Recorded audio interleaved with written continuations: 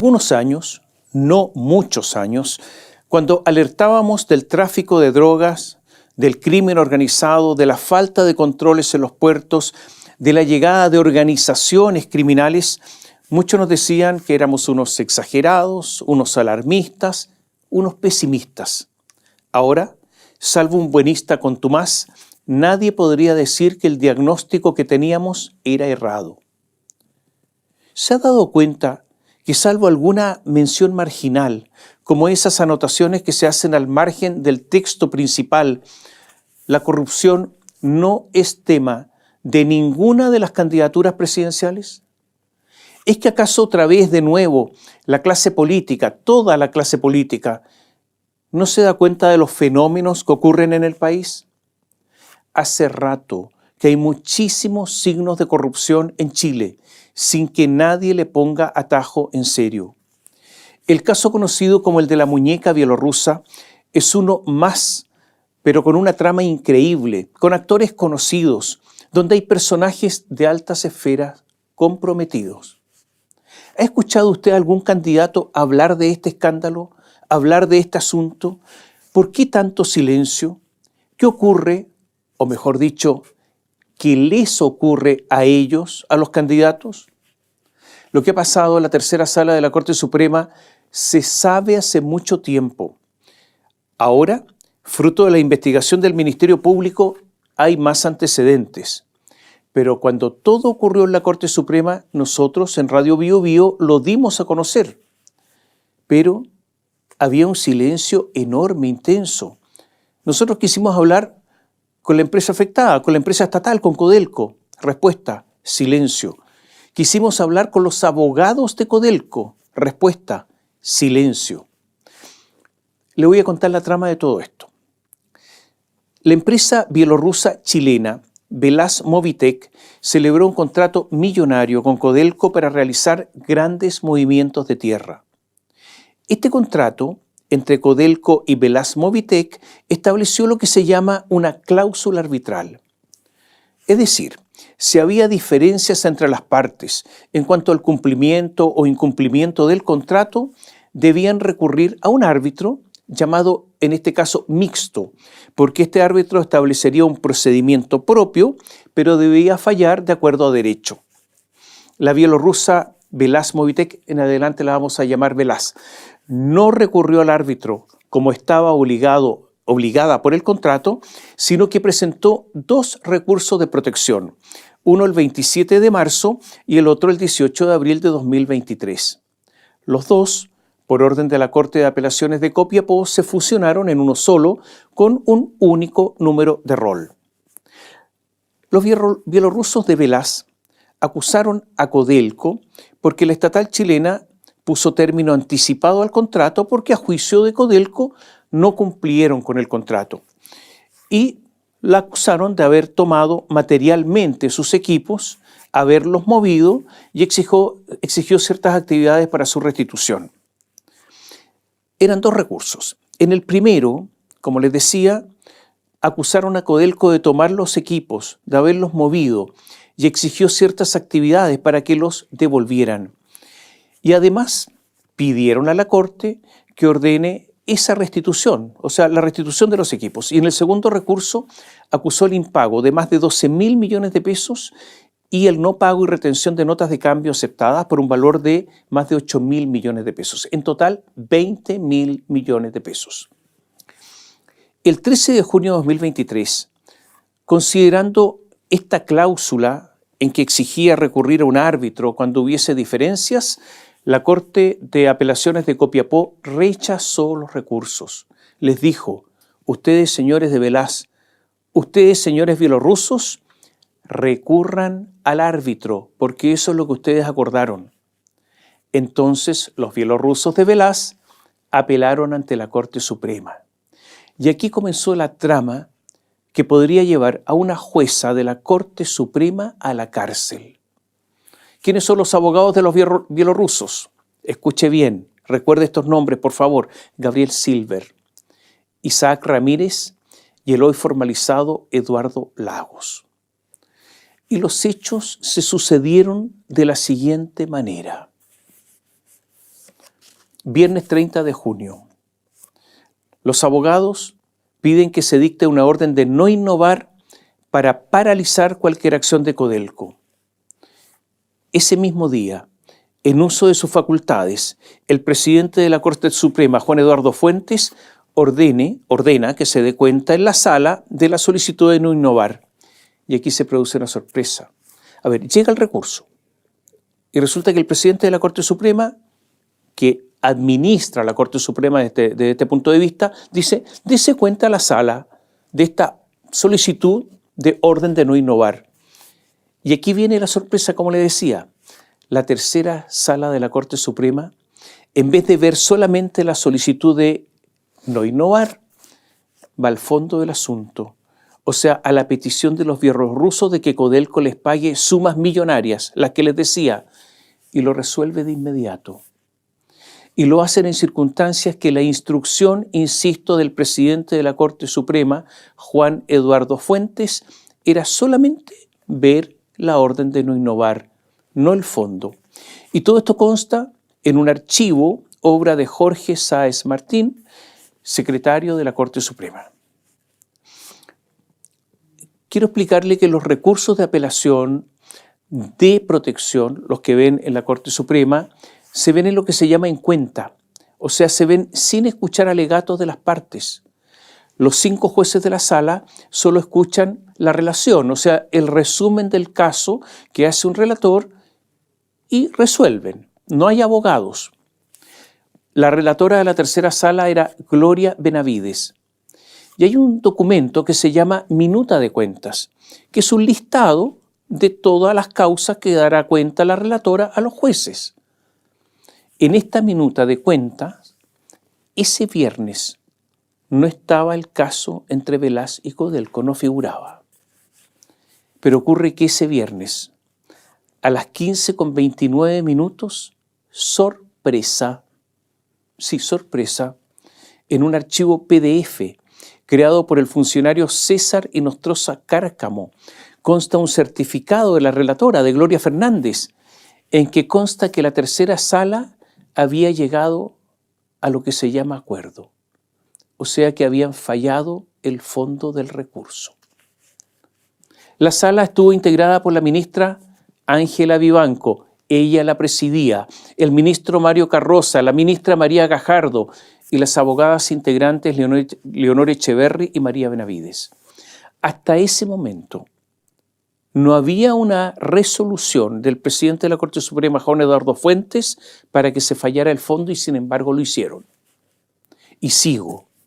El mismo viernes, ese viernes 30 de junio de 2023, 15:37, se sube un archivo que luego fue modificado a las 17:29 por el funcionario que figura en un archivo PDF, César Inostroza Cárcamo. Bueno, en ese archivo hay una resolución de la tercera sala que designa para la redacción del fallo a la ministra María Gajardo y concede la orden de no innovar para impedir que Codelco pueda mover o usar los equipos de la empresa bielorrusa. Y aquí viene algo más sabroso. Pasan los días, pocos días. Este era el viernes. Martes siguiente, martes 4 de julio de 2023, hay una resolución del presidente de la Corte Suprema, Juan Eduardo Fuentes Belmar, que rectifica la resolución del viernes. Estamos a martes 4 de julio. Modifica la resolución del viernes 30 de junio, su resolución, añadiendo a la orden de no innovar la orden de dar cuenta del fondo de la apelación, pero lo hace en forma retroactiva, cuando las cosas ya habían ocurrido. Las iniciales de ese documento, KCD. Este archivo fue creado el lunes 3 de julio de 2023 a las 14:30 y modificado el 4 de julio de 2023 al día siguiente a las 8:07. Y ahora viene otra sorpresa. Ya el martes el fallo estaba listo. Ya el martes el fallo estaba redactado, firmado, a una velocidad inusual en nuestros tribunales. Todos quisiéramos que nuestros asuntos se resolvieran con esta velocidad. En un archivo creado a las 16:04 y modificado a las 16:09. Dice, por Sala 03 Corte Suprema, lo dice textual, ya está la sentencia de segunda instancia redactada de la tercera Sala de la Corte Suprema y está suscrita electrónicamente por Ángela Vivanco, 16:08. El ministro Mario Carroza, también a las 16:08. Las abogadas integrantes Leonor Echeverry y María Benavides, 16:09. La constancia indica que nos firma la ministra redactora María Gajardo por no encontrarse disponible su dispositivo electrónico de firma. Atención, María Gajardo fue el único voto en contra, porque se acogió la apelación de los bielorrusos. Vuelvo atrás para que usted perciba que nuestros tribunales no siempre son tan lentos como usted cree. A veces, como ahora, pueden ser súper rápidos, pueden apurarse. Voy a volver con la cronología, vuelvo un poco atrás para que entienda la sucesión de los hechos. 16 de junio de 2023. Los bielorrusos, después de perder en la Corte de Apelaciones de Copiapó, apelan a la Corte Suprema. 16 de junio. 22 de junio, el recurso de apelaciones concedido por la Corte de Copiapó para ante la Corte Suprema. 28 de junio, 6:28, la Corte Suprema emite el certificado computacional de ingreso de la apelación. 30 de junio, el viernes que yo le decía, el recurso, sin que lo autorice el presidente de la Corte Suprema, se ve en el fondo, sin que haya instrucción del ministro Fuentes, y se comunica que hay acuerdo, o sea que se resolvió. Esto era el viernes. El martes 4 de julio ya está la sentencia redactada. Ese mismo día, Codelco, desesperado, presenta un recurso de nulidad evidenciando todos los vicios que yo le he contado. Y aquí viene otra sorpresa. El recurso dura solo unas horas con un hálito de vida, porque solo un rato después de que Codelco lo interpone, al día siguiente, el 5 de junio, le rechazan el recurso de nulidad. Ahora estaba en la sala, en ese momento, el todopoderoso ministro que ahí ejercía. ¿Se acuerda usted de él? Sergio Muñoz. Además de Ángela Vivanco, de la ministra Adelita Rabanales, del abogado integrante Pedro Águila y también de otra abogada integrante, María Benavides. En pocas horas, así de rápido, había quedado todo oleado y sacramentado.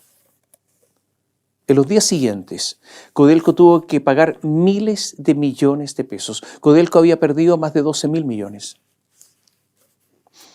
Y una observación sobre el día en que se vio la apelación. Los antecedentes del caso habrían sido entregados ese viernes, ¿se acuerda usted? Habrían sido entregados a la relatora Gloria Fernández no antes de las 11:31.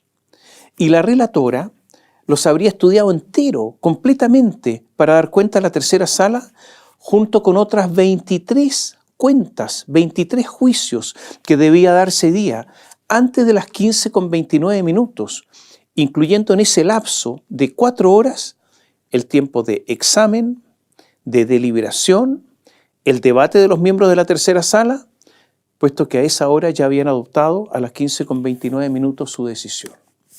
Y todo ocurrió en 4 horas, donde había almuerzo, donde había colación incluida. ¿Le calza a usted todo esto? ¿En serio le calza? Todo esto que le estamos contando ahora, nosotros lo dimos a conocer en Bio Bio. Todo esto se sabía. Nadie reaccionó. ¿Qué es lo nuevo? Lo nuevo es que el Ministerio Público sostiene que la ahora exministra Ángela Vivanco es la autora de haber fallado en forma fraudulenta a favor de los bielorrusos Velaz, luego del pago de coimas. O sea que todo esto se explica porque hubo coimas. Hace algunas horas, antes del cierre de esta columna, hubo formalizaciones. Además, se presentó una querella de capítulos contra Ángela Vivanco, la ministra que dominaba en ese momento en la sala. O sea, podríamos ver en un futuro próximo a una ex jueza de la Corte Suprema tras las rejas. Es verdad, el país no se cae a pedazos, como dicen algunos por ahí. pero de que se cae a pedacitos no cabe la menor duda. Y lo voy a reiterar, no este gobierno ni los anteriores ni los candidatos han puesto el foco en numerosos actos de corrupción. Vamos ahora a la investigación que ha realizado el Ministerio Público.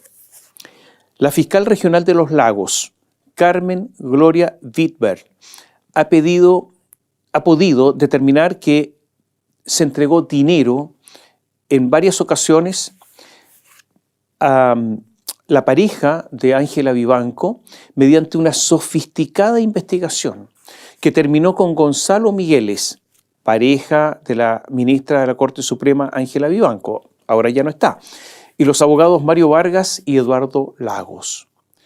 Contra Vivanco hay presentada, como le decía, una querella de capítulos y después va a ser formalizada. Para los otros, la formalización ocurrió hace ya algunas horas en su primer día. Está pendiente de las jornadas siguientes. Están presos. La acusación es que los abogados Mario Vargas y Eduardo Lagos pagaron a Gonzalo Migueles y su pareja Ángela Vivanco cerca de 65 millones de pesos en coimas para que Ángela Vivanco fallara a favor de los bielorrusos de Velas. La Fiscalía dijo textualmente que la imputada Vivanco intervino en razón de su cargo, a cambio de recibir un beneficio económico de parte de los abogados imputados, Lagos y Vargas, a través del imputado Migueles. Sigo, y esto es textual, Vivanco, Ángela, concurrió con su voto a resoluciones favoreciendo las pretensiones procesales y pecuniarias de Velas Movitec, que obligaron a Codelco a desembolsar sumas millonarias al consorcio, dineros con los que la empresa pagó honorarios a los abogados imputados, procediendo estos, con parte de esos recursos, a dar beneficios económicos a la entonces ministra Vivanco y su conviviente Gonzalo Migueles, quienes concertadamente con ella facilitó los medios para recibir el pago en conocimiento tanto del cohecho como del origen ilícito del dinero que usaron para fines personales de él y de la exministra. Párrafo textual, y todo esto es brutal. Los bielorrusos de Velas Movitec pagaron a los abogados Mario Vargas y Eduardo Lagos la suma de 198.711.729 pesos por sus honorarios. Y ellos entregaron a Gonzalo Migueles, pareja de Ángela Vivanco, $14.000. Y aquí está el delito del soborno y del cohecho. Y todo esto a cambio de un pago por una resolución judicial que debía ser una resolución judicial que obligó a Codelco a pagar a Velas 4.415 millones de pesos y fracción. La Fiscalía detalló pormenorizadamente lo que hicieron los abogados con el dinero de los honorarios. Eduardo Lagos, no voy a explicar todos los detalles, pero sí lo que más importa. Eduardo Lagos hizo maniobras, hizo carambolas para evitar que se siguiera la ruta del dinero de la coima. ¿Qué hizo? Escuche bien, así lo hizo. Recibió la plata de los honorarios, tenía que pagar las coimas, entonces habló con un conocido, Harold Pizarro Iturrieta, un señor que ya había sido investigado por tráfico de oro. Es el dueño de una casa de cambio, Inversiones Suiza Limitada. ¿Qué hizo Lagos, el abogado? Giró un cheque a nombre de una tercera persona, el hijo de Pizarro, Cristian Pizarro. El cheque era por 70 millones de pesos. Y en la casa de cambio compró $79.908. 4 días después, Gonzalo Migueles, la pareja de Ángela Vivanco, habría pasado a retirar al menos $14.000 en coima. Después Migueles y Ángela, ya financiados, se habrían ido de viaje a Argentina y después a Brasil, donde habrían hecho muchísimos gastos, lo habrían pasado súper bien. Porque en Buenos Aires la estadía fue corta, del 22 al 25 de diciembre, pero en Brasil ya estuvieron más días, del 12 al 27 de enero de 2024, con la platita que les habían pasado. Esta es la tesis del Ministerio Público. Hubo una segunda resolución que favoreció a Codelco por 1.026 millones de pesos y fracción. Este fue un recurso de apelación que se había rechazado, pero cuya reposición fue amablemente acogida. Y esta amabilidad se pagó con otra coima por 45 millones de pesos. Y la cosa se hizo así.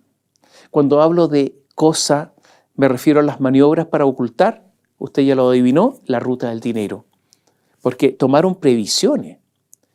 Nuevamente, el abogado Eduardo Lagos recurre a la casa de cambio de Harold Pizarro. Gira un cheque por 45 millones de pesos a nombre de un empleado de la casa de cambio. El empleado se llama Miguel Ángel Ovieta.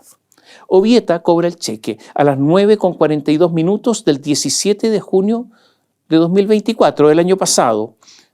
Cambia en parte el dinero en dólares y lo entrega, todo ese dinero y una parte en pesos, a su jefe, a Harold Pizarro. Pasan unas 2 horas y llega Gonzalo Migueles, ahí donde se encuentra esta casa de cambios en pleno centro de Santiago, en Agustinas 1036. Y le pasan un sobre a la pareja de Ángela Vivanco. Naturalmente que esta operación ni la anterior se hace sin lo que se llama registro de divisas. No, tampoco se comunica esto a la unidad de análisis financiero como están obligados. No. En ese momento se está cometiendo un delito que se llama lavado de activos. La pareja de Ángela Vivanco, Gonzalo Migueles, se sube a su auto, va con la plata y maneja y se va hasta Puente Alto. Ahí se encontró con un amigo, el conservador de bienes raíces, Sergio Llaver. A Llaver le entregó la plata. Pero como la plata era para Migueles, ¿por qué le entrega la plata a Llaver? Porque están tratando de ocultar todo esto. Entonces Llaver, que es un ministro de Fe Pública, que es un auxiliar de la Administración de Justicia, porque esos son los conservadores, de los 45 millones tomó 25 y los depositó en su cuenta. Y luego, de 5 en 5 millones, se los transfirió a un colega, el conservador de allá de Ñuble, de Chillán, Yamil Najle. Y los otros 20 millones, Llaver, el conservador de Puente Altos, se los transfirió en forma parcializada a Gonzalo Migueles entre el 18 y el 28 de junio del año pasado. El conservador de Chillán, Yamil Najle, recibe entonces el depósito de 25 millones de pesos, la transferencia que le hace el conservador de Puente Alto. ¿Y qué hace Najle? Los deposita en la sociedad El Heraldo, dueña del diario El Heraldo de Linares. Y de ahí fueron traspasados estos 25 millones de pesos mediante 5 transferencias de 5 millones a Gonzalo Migueles, al que había llevado la plata en el auto.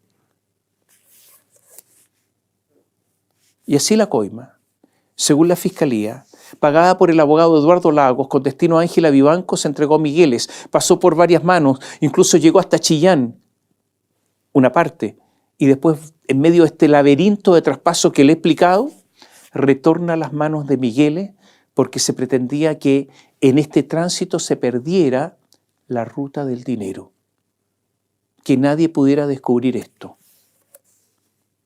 Para llegar a todo esto hubo un trabajo persistente del OS7 de Carabineros, seguimientos. A varios les colocaron lo que se llama sombra. ¿Sabe lo que es la sombra?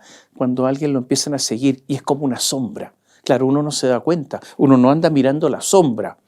Hubo escuchas telefónicas, triangulación de teléfono, determinación de posicionamiento de personas. Se trataba de seguir la ruta de las coimas, la participación de cada persona y llegar finalmente a la presa más voluminosa, más gorda, a la ministra Vivanco. Los dos conservadores de bienes raíces de Puente Alto y Chillán se defienden, diciendo que Gonzalo Migueles trabajó para ellos, que era plata de Gonzalo. Pero al parecer hay pruebas de que el asunto era otro. Hay una escucha telefónica. El conservador de Chillán, Jamir Najle, en esta escucha telefónica está preocupado por todo lo que está pasando. Siente un soplo en la oreja. Habla con su contador Pablo Figueroa sobre la fecha de las boletas que le habría emitido Gonzalo Migueles en el año 2024, ya que le había realizado unas transferencias y necesitaba verificar si se encontraban justificadas estas transferencias con boletas.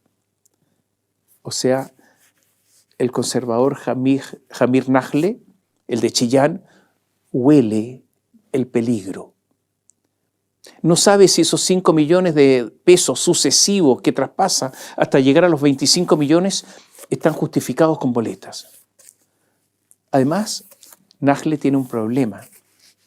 Tiene un TOC que lo induce siempre a transferir de a 5 millones. Porque a veces algunos cuando hacen estas martingalas, bueno, depositan 3, después 2,5, después 5. No, pero acá siempre 5, 5, 5 porque él tiene un TOC. No es más ni menos de 5. Todo esto es muy malo para ocultar delitos, si es que los hubiere. Pero también muy bueno porque a la unidad de análisis financiero solo se reportan operaciones de $10,000 o más. Pero en todo caso, lo importante acá son las boletas, el respaldo que estaban buscando. Entonces los investigadores dicen que Nagle, preocupado, se reunió con su abogado en el tradicional Hotel Isabel Riquelme de Chillán y se juntan para saber qué hacer, para discutir qué hacer. El abogado se llama Alexis Castillo y además de las boletas, entonces el abogado le sugiere: celebra un contrato de prestación de servicio que justifique las boletas. Pero el contrato tiene que estar antedatado. Hay que ponerle fecha anterior. Y además, para que tenga avisos de apariencia a la falsedad, tiene que estar firmado ante notario. Entonces eligen una notaría. La primera notaría de Providencia, a cargo de Luis Eduardo Rodríguez Burr. Esta situación, si es que se antedató o no el contrato de prestación de servicios, está siendo investigada. Atención con el notario Rodríguez. Y en medio de las escuchas, los hilos se cruzan. El OS7 informa que Jaber conversa con una persona desconocida y le preguntó si tenía resaca, para posteriormente justificarse por no haber asistido a una reunión social, a una fiesta, porque hubo una fiesta organizada para el magistrado Antonio Ulloa, cuando la Corte Suprema lo salvó del cuaderno de remoción. Entonces todos se reunieron para celebrar la salvada de Antonio Ulloa, que ahora está siendo acusado en el Congreso Nacional y cuya acusación fue aprobada por la Cámara de Diputados y ahora tiene que resolver el Senado. Un hombre muy poderoso, Antonio Ulloa. Todo esto está todo relacionado. De esta manera, el segundo interlocutor, ese hombre desconocido en esta escucha telefónica, individualizó a las personas que habían asistido, entre las cuales mencionó a un sujeto de nombre Mario, momento en el cual el conservador de bienes raíces, Jaber, señaló que había que mantenerse lo más alejado posible de esa persona, puesto que estaría siendo investigado por haber pagado alrededor de 1 o 2 millones de dólares a la entonces ministra de la Corte Suprema, Ángela Vivanco, por una causa que se vincularía al consorcio Velas Movitec. Está todo relacionado. En este contexto, el conservador Jaber señaló que habría una investigación con aproximadamente 7 investigados. La tercera contó que en ese audio, que se dice que el dinero lo habrían sacado hacia el extranjero, específicamente hacia México, ya que en su momento le pareció muy sospechoso que Ángela Vivanco haya viajado en reiteradas oportunidades supuestamente a realizar clases en ese país. Y también el informe de los carabineros que investigaron dicen que manifestó que es de conocimiento en su círculo que tanto Gonzalo Migueles como Ángela Vivanco serían coimeros y que las acciones de corrupción realizadas por los abogados Mario Vargas, Gabriel Silver, acuérdese de este nombre, Gabriel Silver, Eduardo Lago y Aldo Cornejo, los habrían perjudicado e involucrado en un problema mayúsculo donde esperaban que en cualquier momento lo formalizarían. Y hay algo más, algo muy impresionante. Escuche bien. El OS7 realizó un cruce de datos acerca del posicionamiento de teléfono. Usted anda con un celular y naturalmente que a través del cruce de las antenas, si se hace una investigación, a usted lo pueden posicionar en determinado lugar. ¿Y qué hicieron los carabineros del OS7? Posicionaron los teléfonos de Ángela Vivanco, de Gonzalo Migueles, de Eduardo Lagos, de Mario Vargas. ¿Dónde estaban en algún momento determinado? Yo hubo una sorpresa. Volvemos atrás. Mientras se tramitaba en la Corte de Apelaciones de Copiapó el recurso, todos los recursos que se interpusieron, se presentó dentro de esta tramitación un recurso de reposición. ¿Y qué dicen los investigadores? ¿Qué dicen los carabineros del OS7? Que a raíz del análisis de los datos de conexión de los teléfonos celulares de los investigados y de la georreferenciación de antenas telefónicas, es posible indicar que el día 8 de agosto de 2023, los investigados Ángela Vivanco, Gonzalo Migueles, su conviviente, Eduardo Lagos y Mario Vargas mantienen coincidencias en sus ubicaciones en zonas adyacentes al domicilio de Vivanco y Migueles en la comuna de Las Condes. Sí. Los abogados habrían estado en la casa de Ángela Vivanco cuando presentaron el recurso de reposición. ¿Qué es lo que podemos suponer? Que lo redactaron y lo revisaron seguramente ahí, eso es obvio. Eduardo Lagos, el abogado, estuvo en la casa de Vivanco entre las 20:30 y las 22:41 minutos. Mario Vargas, entre las 21 hasta las 00:28 del día siguiente. El recurso de reposición en representación de los bielorrusos se interpuso vía electrónica a las 23:44 minutos, o sea, desde la casa de Vivanco, y habían estado o estaban los abogados ahí. ¿Qué dicen los carabineros? El personal investigador logró establecer que las firmas digitales de ambos abogados que fueron consignadas en el referido documento se registran a las 23:44 minutos del día 8 de agosto de 2023, como se observa en la imagen que se ilustra a continuación. Hay una imagen ahí, deduciendo de aquello que el referido documento se habría redactado y cargado a la plataforma del Poder Judicial desde el domicilio de los investigados Ángela Vivanco y Migueles, dicen los fiscales. Es que entonces podemos concluir algo, que Ángela Vivanco ya no era jueza, era abogado de parte. Aparentaba, simulaba, se disfrazaba de jueza si es que la investigación es certera. Usted debe haber escuchado a lo mejor, me imagino, no sé, si esto de los estudios jurídicos boutique. Existen. Son esos estudios jurídicos que atienden a pocos clientes muy seleccionados y los atienden en forma personal el abogado, sin delegar. Es boutique. Pero este bufete de Vargas, Lagos y Vivanco asociados es un boutique entre los boutiques de terror. Este recurso, finalmente, todos estos recursos fueron rechazados y se presentó luego un recurso de aclaración que se llama de aclaración, rectificación y enmienda. ¿Por qué se presentaban estos recursos? Para agotar la instancia en Copiapó y para llegar a la Corte Suprema para que pasara lo que yo le he contado antes que pasó, encontrarse a Vivanco, ahora actuando aparentemente como jueza.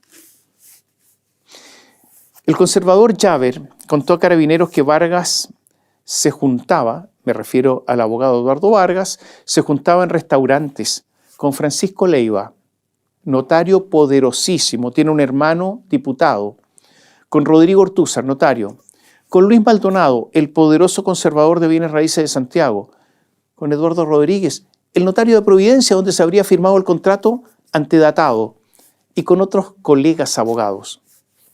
Y ahora un dato entre paréntesis. El notario Francisco Leiva, yo le decía, es muy poderoso. Y fue investigado por la Corte de Apelaciones hace no mucho tiempo por haber filtrado al juez Juan Poblete 2 documentos secretos que formaban parte del cuaderno de remoción abierto en contra de Poblete. O sea, le pasó esta información porque tiene contactos arriba. Lo denunciaron. En la Corte de Apelaciones lo salvaron. Es un hombre poderosísimo. Los abogados Mario Vargas, Eduardo Lagos y Álvaro Migueles, como les contaba, han sido formalizados. La primera jornada de audiencia finalizó poco antes del cierre de esta columna. Y ocurre que en esta primera jornada de formalización se dio a conocer otro pago a Ángela Vivanco, $15.500, por un recurso de apelación acogido presentado por los abogados de los bielorrusos. La propia Vivanco habría pasado a recoger el dinero a la oficina de estos juristas. En total, entonces, se habrían pasado en coimas a Vivanco 65 millones de pesos. También se dijo que el celular incautado a Ángela Vivanco, le incautaron el celular que había recibido comunicaciones de una persona que se ofreció para eliminarle todos los antecedentes de su teléfono, cosa que así ocurrió. Y también se dijo que Mario Vargas viajó a Argentina y Brasil en fechas y vuelos que coinciden cuando viajaron Ángela Vivanco y Migueles. Y ahora una parte. Dentro de toda esta maraña judicial, el lunes se vota en el Senado la acusación constitucional contra el juez Antonio Ulloa. Recordemos que esta acusación fue aprobada por una enorme mayoría de los diputados. Todos votaron a favor, salvo dos que se abstuvieron y uno que votó en contra. Hay voces que indican que varios senadores convenientemente no asistirán para que no haya quórum para salvar a Antonio Ulloa.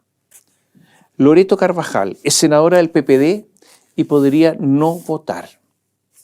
¿De quién es pareja Loreto Carvajal, la senadora del PPD? De Gabriel Silver. ¿Se acuerda que le dije hace un ratito que se acordara de ese nombre? Gabriel Silver, relacionado con el caso de la muñeca bielorrusa. Entonces ellos podrían preferir estar bien con los jueces y no votar a favor de la acusación constitucional en contra de Antonio Ulloa. Es posible además que en el caso de Ulloa haya muchísimas abstenciones de senadores de la UDI, porque Ulloa es un hombre con ideas de derecha además. Después de lo conocido con respecto a Ángela Vivanco y su trupe, debería estar más debilitada la posición de Antonio Ulloa, más aún ante las elecciones que son inminentes. Pero en la política todo es posible, incluso el salvataje de Ulloa. Dejemos esta historia ahí, porque en la próxima columna vamos a contar más detalles, porque se van a conocer más detalles, pero esto ha sido impresionante y es la primera vez que hay casos de corrupción evidente en la Corte Suprema. Por lo menos eso indican las investigaciones preliminares. Estamos a una semana de las elecciones presidenciales y parlamentarias y la lucha es muy áspera entre las candidaturas de José Antonio Kast, de Johannes Kaiser y de Evelyn Matei. ¿Qué está haciendo Kast? Kast cree que va a pasar a segunda vuelta, que va a ser el candidato de la derecha y por eso trata de mantener posiciones y de no cometer errores. Cree estar ganando y por lo tanto trata de hablar solo de seguridad pública y crecimiento, nada más. Intenta dejar atrás cualquier polémica. ¿Qué hace Matei? Está trabajando para diferenciarse de Kast. Quiere lograr el voto de centro, captar a los exconcertacionistas desilusionados y sueña con el voto oculto de esa gente que fue de centro izquierda, que le da vergüenza decir que van a votar por Matei y que se niegan obviamente a votar por Jara. Apela a ese voto oculto. Apela al temor de que Kaiser pierda en una segunda vuelta con Jara y que ella, Matei, es la más segura ganadora ante una segunda vuelta enfrentando a la candidata del oficialismo, que además es la única candidata a ofrecer paz social, de ofrecer sensatez. Este es el discurso de Matei. El discurso más disruptivo, y yo diría más claro en sus posiciones, no digo que sea el que sea mayoritario, pero el más claro y el más disruptivo es el de Johannes Kaiser. Kaiser habla sin mayor cálculo. Dice que no va a transar su programa. Bueno, en medio de todo este ambiente de disputa en la derecha, Evelyn Matei sacó un trap, un poco de reggaetón, que para algunos puristas podría ser calificado de flaite, por otros como cultura poblacional, por otros como cultura urbana, pero la verdad es que es un rap popular. Hay harto tatuaje, hay música que se escucha, pero es la música que se escucha en los sectores populares jóvenes. es, insisto, como de cantante urbano. Es verdad que se ve a una Matei en el video un poco desacomodada, un poco falsa, un poco fuera de lugar, porque entre la pianista aficionada que es Matei y todo esto hay harta distancia. Este trap es una crítica al gobierno y a Janet Jara como continuadora de la obra oficialista. Muy duro, pero reserva algunos versos, algunas líneas dirigidas a José Antonio Kast. En medio de cuerpos de jóvenes que bailan y se contonean, dice así, en ritmo de trap, en ritmo de incluso de reggaetón. Se supone que la otra solución es mi amigo José Antonio Kast. Igual que yo, ofrece seguridad, pero tenemos una gran diferencia. Un buen presidente no puede presentar solo un gobierno de emergencia. Un líder contundente debe tener proyectos de futuro después de arreglar el presente. Y aquí te lo explico con peras y manzanas por si vuelve a postular el día de mañana. O sea, lo ningunea. Te lo voy a explicar a ti, Kast, con peras y manzanas, por si no entiendes. Y por si otra vez vuelves a postular, porque en esta está fuera. Estribillo del trap, no soy Kast, no soy Jara, soy Evelyn mirando para adelante, porque no solo es eso lo que aporto, gobiernos como esos me quedan cortos.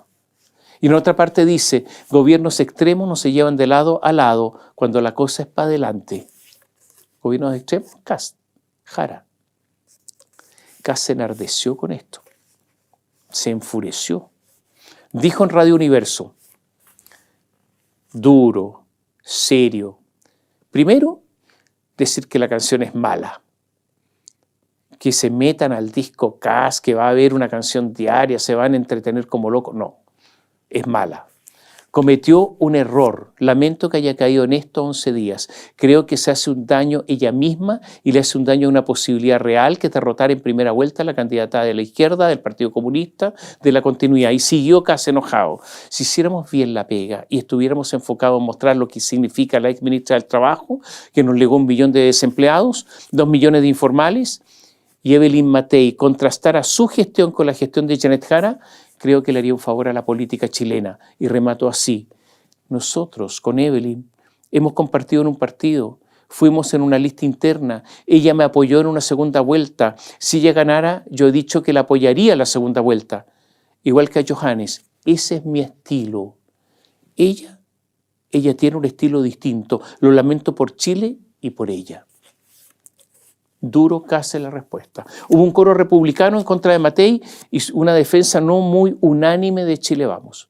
En un grupo de WhatsApp de Renovación Nacional que se llama Los 322 de RN, un participante escribió, creo innecesario ese video, un respeto a la candidata por su trayectoria política, no está para esas cosas. Matei en todo caso le contestó a Kast y dijo, son distintas candidaturas y eso es sano, es bueno. Nosotros habíamos llamado a una primaria, no hubo primaria. En este momento son 2 candidaturas distintas y estamos marcando las diferencias y en eso no hay nada malo. Pero este trap reggaetón también fue durísimo con Jara y el gobierno. En medio del mismo contoneo de muchachas jóvenes, se canta así, textual, Janet, de este gobierno eres la continuidad, los chilenos de rodillas frente al crimen organizado, el país quebrado, pero hasta con casa propia se ve el niño descarado, el sistema de salud congelado, nos habrán desfalcado. Y alude a que Gabriel Boric termina con casa en San Miguel, que dice, pero hasta con casa propia se va el niño descarado. Y sigue, tuvieron su oportunidad y el país que nos entregan es una brutalidad. Al chileno no le alcanza para comprar pan ni maíz, mientras tus amigos embajadores con las costas en París salieron todos millonarios. ¿De qué monto era su salario? Que dejan a Chile en el peor escenario. ¿Son políticos o mercenarios? Y hay más. Caso Fundaciones, sospechoso robo de computadores, cuentas de la luz, criminales indultados y hasta una violación trataron de esconder. Quizá que otro escándalo nos falta por saber, ya quedan pocos meses de sufrimiento y Jara nos quiere decir que lo sigamos manteniendo. Duro, durísimo. Matei dijo en el cierre de campaña en la Araucanía que no le temblará la mano en seguridad y se comprometió en un discurso duro, a terminar con la violencia en la zona en un año. Estos son los últimos cartuchos. Es verdad que no es el tono que tenía la campaña de Evelyn Matei. Este trap, reggaetón, conversa poco con el estilo de campaña de Matei. Posiblemente si lo hubiese hecho antes, le habría dado más rédito, pero ya es un poco tarde, pero son los últimos cartuchos. En todo caso, los ataques a Katz son difíciles de procesar. La tarde del domingo en la noche, en unos días más, cuando se resuelva esta elección, ese día de las elecciones, Matei tendrá que saludar a Katz y desearle éxito, o aceptar el saludo de Katz si ella gana, y negociar los apoyos para la segunda vuelta. Es posible que los republicanos y libertarios tengan, atención, un buen resultado parlamentario. O sea, siempre, aunque sus cartas presidenciales pierdan, tanto republicanos como el nacional libertarios tendrán mucho más poder que ahora. Y si gana uno de sus candidatos a la presidencia, mayor aún. La derecha se caracteriza por el individualismo y por una enorme capacidad para no ponerse de acuerdo. Es lo que ocurrió con Mario Desbordes, que por ejemplo prefirió apoyar a Álvaro Carter de los republicanos que a Jimena Osandón, que es de su partido. Johannes Kaiser, que se vende como el hombre duro, de ideas intransables, llegó a una concentración, a una reunión con adherentes, y había una canción que decía así: él no tranza, no se vende, su palabra es de metal. En un acto en La Serena atacó a Gabriel Boric, dijo: ustedes sabrán que en Nueva York ganó alguien, Zoran Mandani, así como Boric, pero con esteroides. Es peor aún, quiere cerrar las cárceles, poner minas en la frontera. Él dice, ese Mandani quiere cerrar las cárceles, minar a la policía. Era como la peor parte de la Convención Constitucional, y agregó: le avisamos al tiro a los gringos que aquí no recibimos refugiados. Aquí se acabó el tema de la inmigración masiva. Llegan los gringos en bote, les vamos a decir que no. Si les gusta el socialismo, ustedes de Nueva York, cómanse el socialismo. Pero en Chile ya nos hicimos cargo de demasiada gente arrancando del socialismo y no queremos más. Y más adelante expresó: el extranjero que está ilegalmente en nuestro país no lo vamos a invitar a salir, lo vamos a obligar a salir. Lo que viene en la derecha es muy complejo. En la tercera, el jefe de campaña de Kaiser, Cristian Lavé, dijo: ellos, se está refiriendo a la derecha, no a Janet Jara, ellos van a tener que llegar más humildes, como nosotros hemos partido esta campaña. O sea, una condición fundamental es que estemos de acuerdo con los principios y que no nos vengan a cambiar la columna vertebral de la campaña de Johannes Kaiser y de lo que él quiere para Chile. El mismo Kaiser manifestó: nosotros tenemos líneas rojas y no estamos dispuestos a sacrificar, a quemar la confianza de la ciudadanía a cambio solamente de un puesto en un gobierno. Vamos a respaldar lo que consideramos correcto y rechazar lo que no consideramos correcto.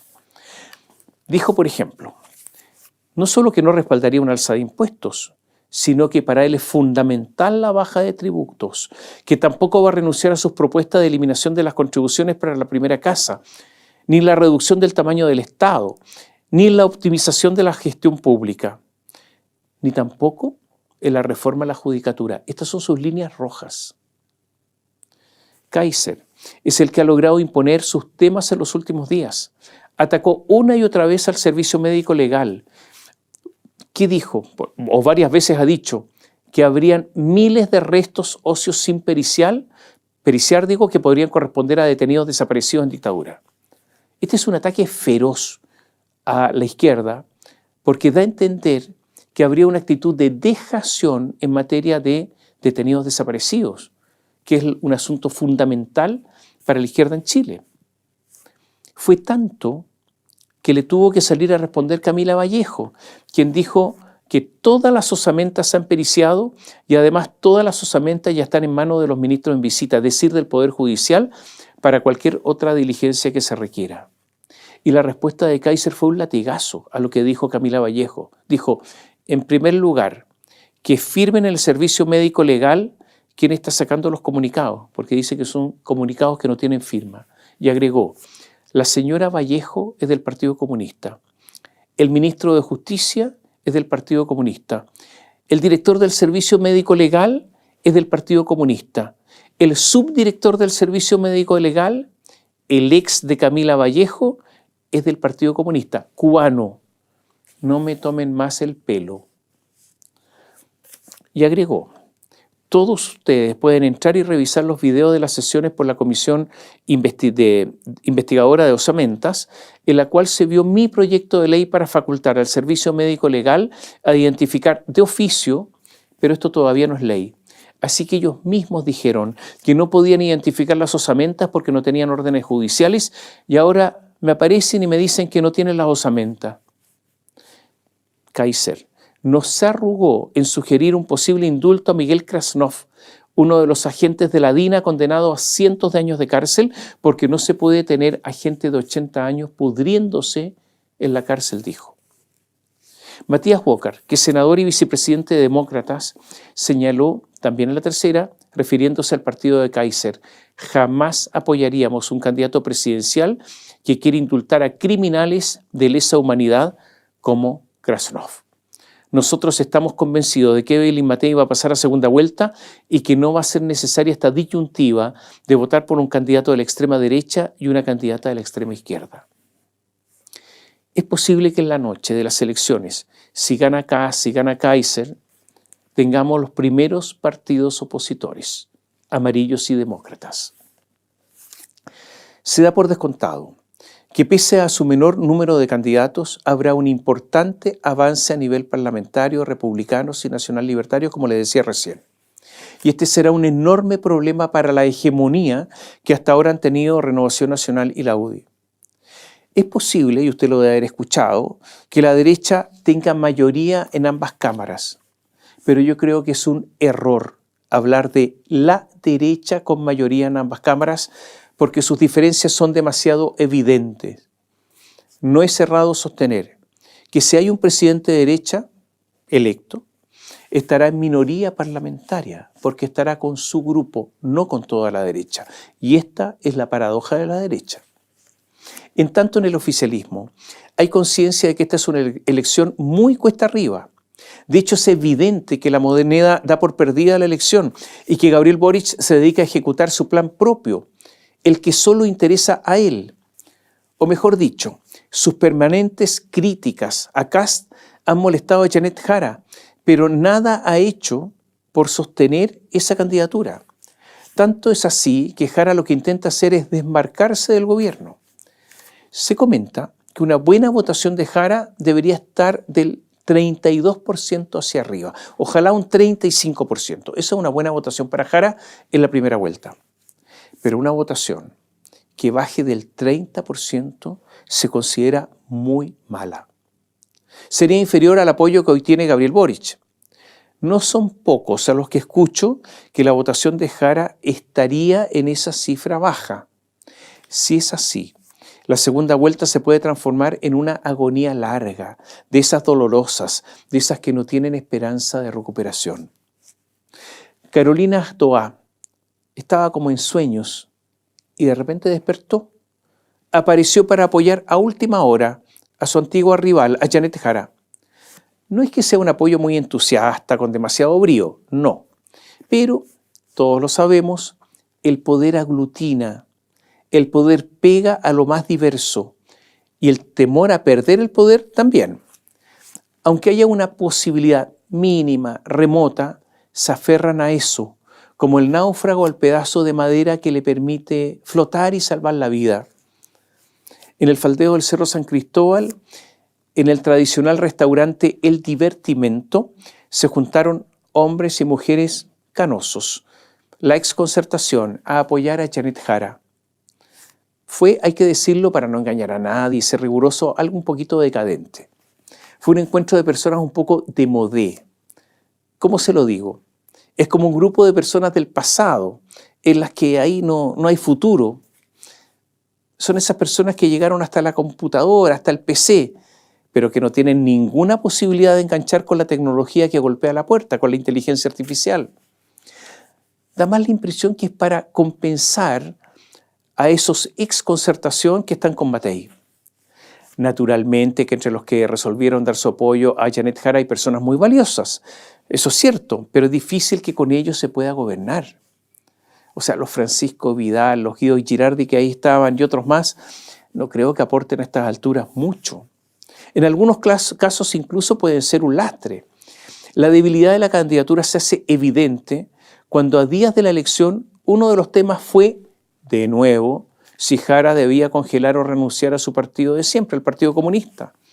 Ninguna de esas alternativas puede hacer alguna diferencia. Jara prometió que si es presidenta podría congelar la militancia o renunciar, como otros lo han hecho, para no tener que obedecer a su directiva. En todo caso, después de esta reunión, Toá no logró morderse la lengua y volvió a criticar al Partido Comunista. Dijo, han sido tan evidentes los gestos poco fraternos con Jara que lo considero inaceptable. En una crítica que también había hecho en los mismos términos Janet Jara hace un tiempo a la directiva de su partido. Pero el Partido Comunista disciplinado no discutió y se mordió la lengua en serio y no contestó. Lo que sí es evidente es que serán los exconcertacionistas los que liderarán la campaña de un mes de Jara para la segunda vuelta. Será una campaña con vestimenta, con ropaje socialdemócrata, porque la política aguanta todo. Esta última semana, la que viene, será obviamente la semana del cierre de las campañas. Podremos ver, véalo usted también, cuánta gente reúnen, qué capacidad de movilización tienen, qué entusiasmo los embarga. En la columna de la próxima semana, justo antes de las elecciones, le daremos algunas pistas de lo que sucederá el domingo aquel, ese domingo en que el Chile, los chilenos, los ciudadanos se manifestarán. Y ahora solo algunos asuntos cortos a los que hay que prestar atención porque se nos va el tiempo. El Frente Amplio está luchando duro para salvar a Diego Pardo de la acusación constitucional. Nadie se explica el secreto que mantuvo Pardo para no dar a conocer que la empresa eléctrica Transelec le había ofrecido, luego de reconocer que estaba cobrando de más, le había ofrecido devolver la plata cobrada de más. ¿Por qué Pardo se mantuvo en silencio? ¿Lo habrán convencido los socios minoritarios chinos, dueños, insisto, en forma minoritaria pero importante de Transelec? Incluso el Partido Comunista se ha abierto a apoyar la acusación en contra de Pardo y se podría dar una situación surrealista, que la acusación se vote el próximo sábado 15, o sea, a pocas horas de las elecciones. Todo depende de Jaime Mulet.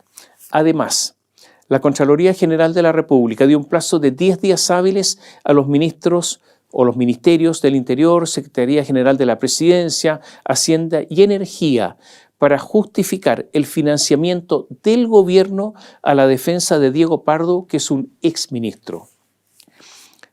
Recordemos además que la Comisión Especial Mixta de Presupuesto en el Congreso rechazó casi todas las partidas del presupuesto del próximo año.